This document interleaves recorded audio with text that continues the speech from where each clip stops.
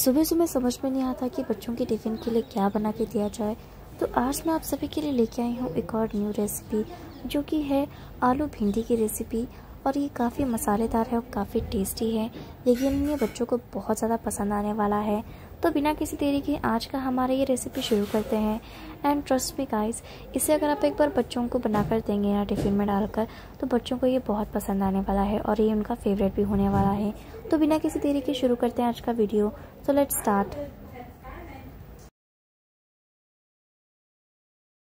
चला आज बनवूया मस्त असं आलू भेंडी। तर त्यासाठी भेंडी स्वच्छ धुवून घेतलेले आहे आणि 2 बटाटू आलू घेतलेले आहेत, बघू शकताय तुम्ही। आता काय करूया, पहिला आपण भेंडीला कापून घेऊया। भेंडी स्वच्छ धुवून सुकवून घेतलेले आहे पुसून। तर असं काढून घ्यायचं। आता 2 करायचा, मध्ये एक चीर पाडायची अशी एक चीर पाडून साईडला ठेवूया। मोठी भेंडी असली तर त्याच्यात 3 करू शकताय। अशी एक एक चीर पाडून घ्यायची। आता सगळी भेंडी अशीच कापून घेते। तर बटाटे साल भी काढून घेतलेले आहे। आता बटाटो कापून घेऊया आपण। बटाटो आहे ती लांबकुळ कापून घ्यायचा असं। तर बटाटो कापून घेतले, ते धुवून घेऊया आता बटाटो स्वच्छ। तर बघू शकताय मस्त अशी भेंडी भी कापून घेतलेली आहे आपण। बटाटो भी कापून घेतलेला आहे असं लांबकुळ, छान स्वच्छ धुवून घेतलेला आहे बटाटो। आता गॅसवर ठेवूया कढाई। कढाई भी चांगली तापल्या, त्याच्यात ओतूया तेल। पहिला आपण बटाटो भाजून घेऊया। आता तेल आपलं चांगलं गरम झालंय, बटाटो टाकूया तेलात। छान अशी भाजून घेऊया बटाटो।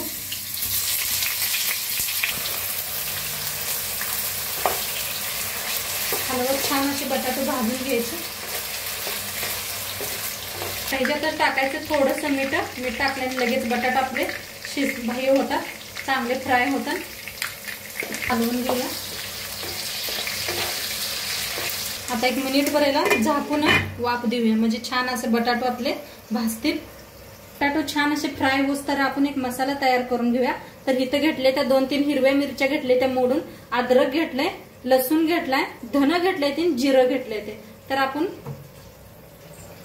आता अद्रक टाकूया, हिरवी मिरची, लसूण सगळं वाटून घेऊया। आता बारीक करून घेऊया ह्याला।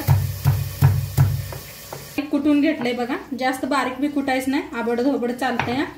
आता ह्याला साईडला ठेवूया। भेंडी भी आपली चांगली फ्राय झाली, बघू शकताय तुम्ही। बटाटो भी चांगलं फ्राय झालेले। आता त्याच्यातच टाकायची भेंडी, असं साईडला करून घेऊया। बटाटोला थोडा उशीर लागतोय, भेंडीला अजिबात उशीर नाही लागत। भेंडी चांगली अशी भाजून घेऊया। आता छान असं भाजून घ्यायची भेंडी, बघू शकता तुम्ही। अजिबात चिकट नाही का काय नाही झालेली भेंडी। जरा थोडंसं जास्त तेल वापरलं तर अजिबात चिकट होत नाही भेंडी।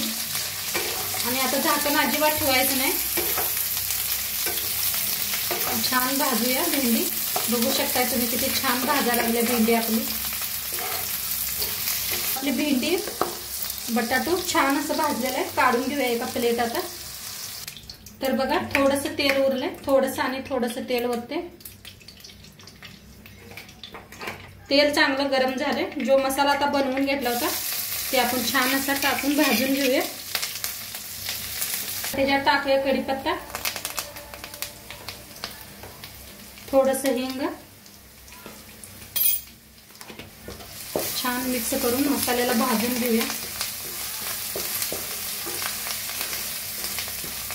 या पद्धतीने करून बघा, मस्त लागतात। धन दाताखाली एकदम छान लागतं असं।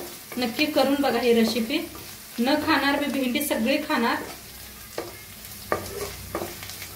आता मसाला छान भाजायला लागलाय, त्याच्यात टाकूया अर्धी चमचा हळद, लाल तिखट 2 चमचे, हिरवी मिरची भी घातल्या, तुमच्या अंदाजावर टाका। धना पावडर अर्धा चमचा, मीठ चवीप्रमाणे मीठ। पहिलं भी मीठ टाकून आपण बटाटो फ्राय केलते। असा मसाला भाजूया।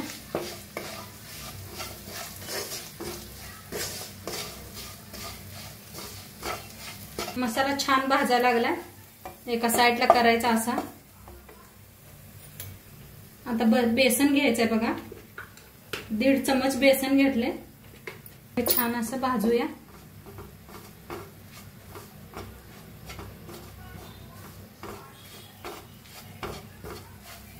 बरोबर मसाला बरोबर सगळं मिक्स करून भाजून घेऊया.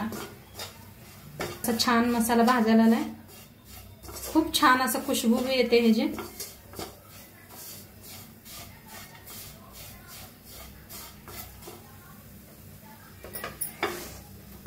बघा मस्त असं मसाला भाजला गेलेला आहे आपला, किती छान भाजलाय बघा. आता ह्याच्यातच टाकूया भेंडी आणि बटाटो टाकूया ह्याच्यात. छान मिक्स करूया. छान असे मिक्स करून घ्यायला लागल्या, किती छान दिसायला लागल्या ना, मस्त. 1 मिनिटभर असंच हे करून घेऊया, हलवून. मस्त झालेलं आहे बघा, छान असे मिक्स बी केलेले आहे भाजीला. आता वर टाकूया कोथिंबीर आणि भाजी एकदम खाण्यासाठी रेडी आहे. मस्त अशी बक्कळ कोथिंबीर टाकायची आणि एकदम मिक्स करून घेऊया. बघू शकताय काय मस्त झालेली आहे भाजी, बघताच तोंडाला पाणी सुटणार भाजी आहे. नक्की करून बघा आणि आजचं व्हिडिओ कसं वाटलं ते बी सांगा. चॅनलवर नवीन असाल तर चॅनलला सबस्क्राईब करा. उद्या भेटूया अशाच नवीन रेसिपी सोबत. तोंडपत्र खात राहा, मस्त राहा.